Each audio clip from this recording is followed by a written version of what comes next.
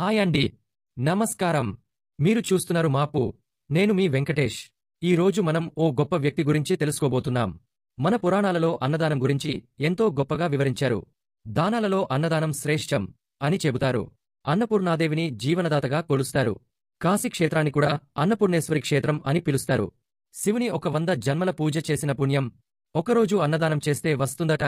అలాంటిది 250 రోజులుగా నిరాటంకంగా అన్నదానం చేస్తున్న ఒక గొప్ప మనిషి మన మధ్య ఉన్నారంటే ఆయన ఎవరో తెలుసుకోవాలని ఉందా? అయితే ఈ కథ వినండి. హిందూపురం పట్టణంలో శ్రీ సద్గురు యోగి నారాయణ సేవ సమితి ఆధ్వర్యంలో శ్రీ రవిశంకర్ గారు నిరంతరం అన్నదానం చేస్తున్నారు.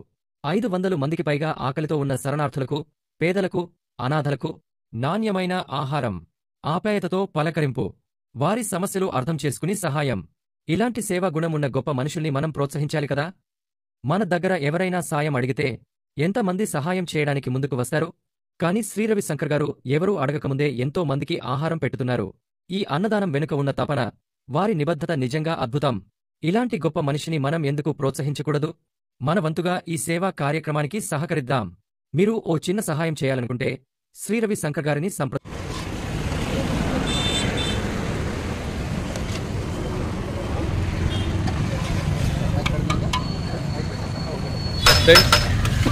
ఇప్పుడైతే మనం తింటున్నాం కదా, ఈ అన్నము అనేక మందికి దొరక్క చాలా బాధపడుతుంటారు. అంతేకాకుండా డబ్బులు ఉన్నా కూడా అన్నం తినేకి భాగ్యం ఉండాలా.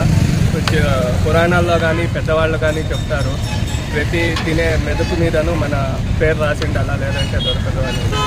అలాంటి అన్నాన్ని ఎవరు కూడా వేస్ట్ చేయకుండా ఇక్కడ చేస్తున్న అన్నదానాన్ని అయితే వినియోగించుకోవాలా. అంతేకాకుండా వాళ్ళకి మనము ఎంతో కొంత మన తరఫున అయినంత సహాయం చేయాలి.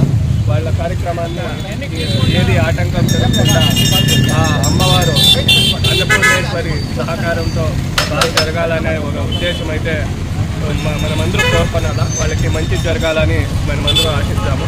ఈ ఫుడ్ క్వాలిటీకి వచ్చేస్తే కన్నా ఇదే ఫుడ్ మీరు బయట హోటల్లో పోతే కన్నా సుమారు మనకి ఈ ఫుడ్ దాదాపు 100 రూపాయల నుంచి 150 రూపాయలు ఛార్జ్ చేస్తారు. అలాంటి క్వాలిటీ ఫుడ్. మామూలు అన్నదానం అంటే ఏదో అన్నము ఏదో నాసిరకం కాదు. మంచి క్వాలిటీ ఉన్నటువంటి రైస్తో పప్పులో మనకి అనేక రకాలైన కూరగాయలు కూడా చూడొచ్చు మనము. అలాగే ఒక స్వీట్ కూడా చూడొచ్చు మనము. ఇలాంటి ఫుడ్ అయితే కనుక మనము హోటల్లో తినాలంటే 100 రూపాయల నుంచి 150 రూపాయలు అయితే ఖర్చు చేయాల్సి వస్తుంది. అలాంటి క్వాలిటీ ఫుడ్ అన్నదానంలో వాళ్ళు ఇస్తున్నారు అంటే రవిశంకర్ గారు అదేమో చెప్తారు, 100 జన్మలకు సరిపడే పుణ్య కార్యం చేయాలా అంటే కనుక ఒకరోజు అన్నదానం చేయమని చెప్తారు. అలాంటిది 250 రోజుల నుంచి వాళ్ళు నిరాటంకంగా వచ్చిన ప్రతి ఒక్కరికి అన్నార్తి తీరుస్తున్నారంటే వాళ్ళకి ఎంత పుణ్యం అయితే రావాలా. ఆ పుణ్యంలో కొంచెం మనం కూడా తీసుకురాలా అనే స్వార్థం మనకు ఉండాలా. ఎప్పుడూ వాళ్ళు పుణ్యం చేస్తున్నారు, వాళ్ళు బాగుంటారు అనేది కాదు. ఆ పుణ్యంలో మనకి కొంచెం తీసుకురాలా అనే స్వార్థం మనలో రావాలా. మనం కూడాను ఆ కార్యక్రమానికి ఎంతో కొంత హెల్ప్ చేయాలి. మన వంతుగా నేను ఏదైతే QR కోడ్ పెడతానో ఈ వీడియోలో మనకి ఎంత తోచితే అంత వాళ్ళకి సహాయం అయితే చేద్దాము. ఈ వీడియో చూస్తున్న ప్రతి ఒక్కరూ స్పందించి వాళ్ళకి సహాయం చేయాలని నేను కోరుకుంటున్నాను. Thank you. అన్నదాత సుఖీభవ నినాదంతో ముందుకు సాగుదాం. అన్నపూర్ణదేవి ఆశీస్సులు రవిశంకర్ గారి కుటుంబం మీద ఎప్పుడు ఉండాలని ప్రార్థిద్దాం. ఈ గొప్ప సేవను మీ అందరితో పంచుకోండి. లైక్ చేయండి, షేర్ చేయండి. మన తెలుగు భూమి గర్వించదగ్గ వ్యక్తుల కథలు మరిన్ని తెలుసుకోవాలంటే సబ్స్క్రైబ్ చేయండి. జై అన్నపూర్ణ, జై హిందూ ధర్మం.